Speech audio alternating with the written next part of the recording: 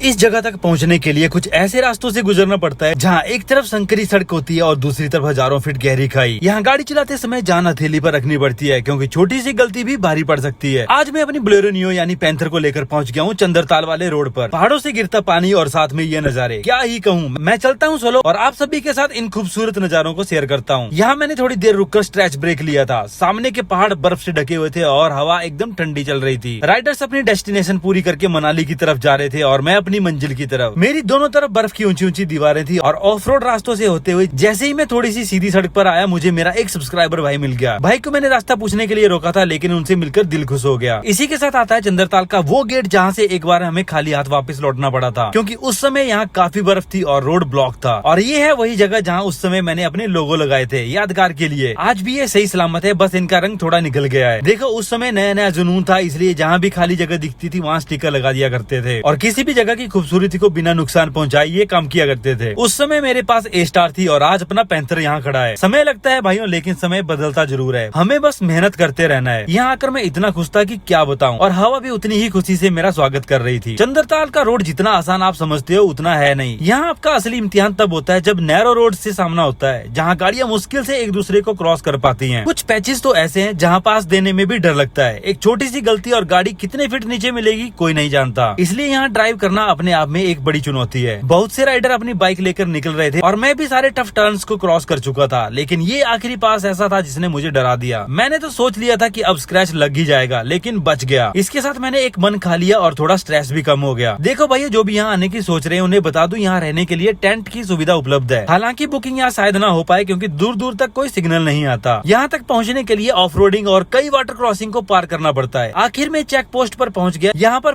Person 150 रुपए लगता है। मैंने पैसे दिए, पर्ची ली और इन्होंने कहा कि ड्रोन मत उड़ाना। ये सुनकर खुशी हुई, लेकिन मेरे पास तो ड्रोन है ही नहीं। पर्ची लेकर मैंने चढ़ाई शुरू कर दी और तभी यहाँ स्नोफॉल भी शुरू हो गई। नीचे लगे टेंट का नजारा क्या ही खूबसूरत लग रहा था और जैसे ही मैं पार्किंग में पहुंचा मुझे एक सरप्राइज मिल गया। यहाँ मुझे मामा मिल गए और मैं बहुत खुश हो गया। पता चला कि इन्होंने पूरा स्पीति सर्किट कंप्लीट कर लिया है। अलविदा लेकर मामा जी घर की तरफ निकल गए और अब बारी थी मेरे ट्रैक करने की, तो मैं अपने पैंथर को पार्क करके चंद्रताल की तरफ निकल पड़ता हूँ। कल मैं आपको बताऊंगा कि मैंने यहाँ क्या क्या यूनिक चीजें देखी हैं और आपको किन किन बातों का ध्यान रखना चाहिए। सफर सिर्फ मंजिल तक पहुँचने का नाम नहीं है, बल्कि रास्ते में मिलने वाले लोगों, चुनौतियों और यादों को जीने का नाम है। समय बदलने में वक्त लगता है, लेकिन मेहनत और धैर्य कभी बेकार नहीं जाते। इन्हीं शब्दों के साथ आज के दिन को देते हैं विराम। बोलो जय श्री राम, हर हर महादेव।